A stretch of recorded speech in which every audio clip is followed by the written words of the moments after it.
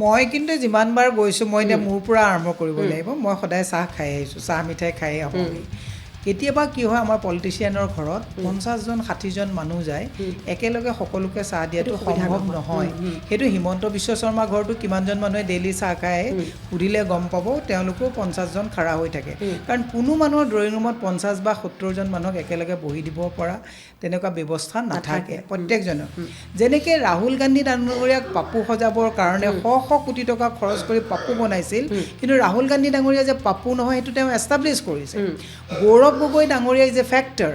গৌৰৱ গগৈ ডাঙৰীয়াক লৈ পেলাই হিমন্ত বিশ্ব শৰ্মা আৰু বিজেপিৰ অসমত সংশয় আছে যিটোৰ কাৰণে এনেকুৱা সৰু সৰু কথাবিলাক তেওঁলোকে বহু চিষ্টেমেটিকেলি তেওঁলোকে অৰ্গেনাইজ কৰিছে যে গৌৰৱ গগৈ ঘৰত গ'লে পানী গিলাচ নিদিয়ে গৌৰৱ গগৈ ঘৰত গ'লে চাহ একাপ নিদিয়ে এইবিলাক মানুহৰ এটা পাৰ্চনেল কথা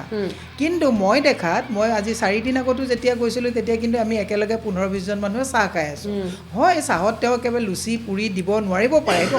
সম্ভৱ নহয় পলিটিচিয়ান এজনৰ কাৰণে কিন্তু মই আপোনাক উল্টা প্ৰশ্ন এটা সুধিছোঁ গৌৰৱ গগৈ ঘৰত চাহ নিদিয়াৰ কাৰণে অসমত মূল্য বৃদ্ধি হৈছে নেকি গৌৰৱ গগৈ ঘৰত গৌৰৱ গগৈ মানুহক লুচি পুৰি নোখোৱাৰ কাৰণে চিণ্ডিকেট বেছি হৈছে নেকি গৌৰৱ গগৈ ঘৰত মানুহক চাহ নিদিয়াৰ কাৰণে স্কুলবিলাক বন্ধ কৰিবলগীয়া হৈছে নেকি প্ৰশ্নটো এতিয়া হ'ব লাগে যে গৌৰৱ গগৈ ঘৰত আপুনি চাহ খালে নে ভাত খালে এইটো অসমৰ সমস্যা নহয় অসমৰ সমস্যা হৈছে অসমত স্কুল বন্ধ হৈছে সংস্থাপনহীনতাত মানুহ ভুগিছে মূল্যবুদ্ধ মানুহক পুঙা কৰিছে কেগৰ ৰিপৰ্টত অসমৰ ধাৰ লোৱাৰ বহন ক্ষমতা নাইকিয়া হৈছে আজি তাৰিখত নাৰী সুৰক্ষিত নহয় আজি তাৰিখত কোনো মানুহে এটা কথা ক'লে জেলত যায় সেইটোহে অসমৰ সমস্যা সেইটোহে প্ৰশ্ন সুধিব লাগে প্ৰশ্নটো গৌৰৱ গগৈ ঘৰত গ'লে চাহ খাবলৈ দিয়ে নে নিদিয়ে এইটো অসমৰ সমস্যা নহয়